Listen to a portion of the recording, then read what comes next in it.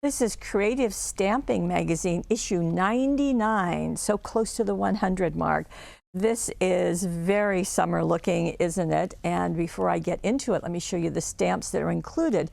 They are designed by Phil Martin, or part of them are, and here you go. So we've got doing about bees and be happy, queen for a day, have a beautiful day.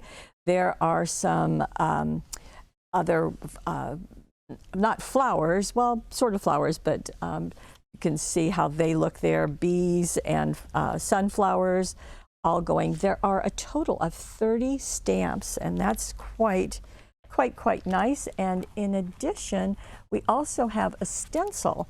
So this is a 6x6 stencil, and look at the layering bee that you can do. Very fun, and kind of the honeycomb background, so you can layer those on too.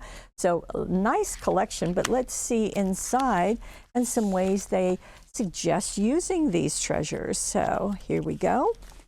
And as you can see, botanical beauties, I guess that would be the good term for those illustrations. This is a smooched background. You do that with a dye-based ink, and doing that, and you kind of put it with wrapping or plastic wrap will do it, but it's also using it with the stencil. So that's nice. You can kind of see the hexagons there. And Queen for Day, how lovely that is with the thistles stamps in the background. The poppy back stamps there. I love that opening. It just looks really pretty.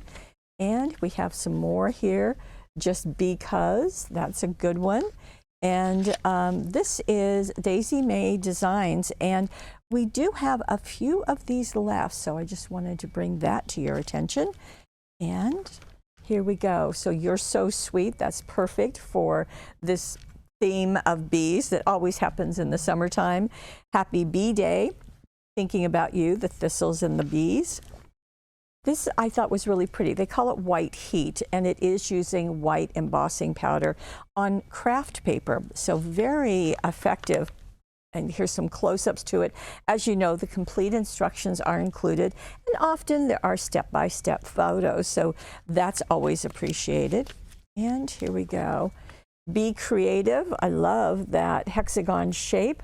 That's been inked, and this is how to create the layered bee using the stencil. So step by step on that, you do a little bit of masking, and here we go. So that's again using the stencil pieces, and because you've got pieces of this, you can reposition it, or you can just use just a section of it on your project. Very pretty with the daisies and the bee, Missing You. Nice to get a close-up of coloring in that bee. And here we go.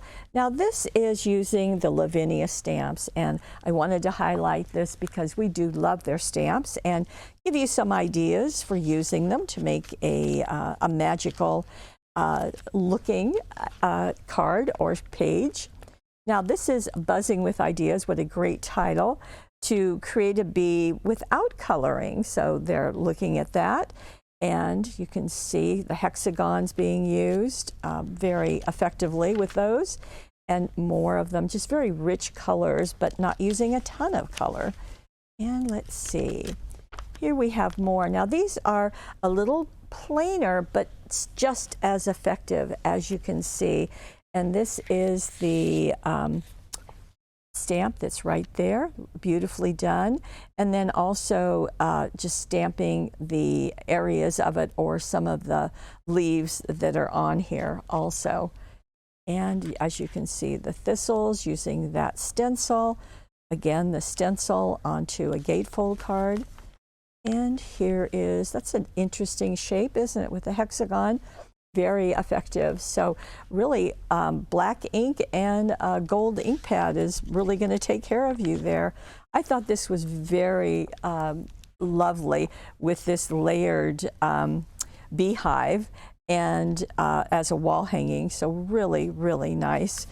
And that's the ones that I have highlighted for you. You can see there's a lot of things in addition to all of those 30 stamps and that stencil, all with Creative Stamping Magazine, 99.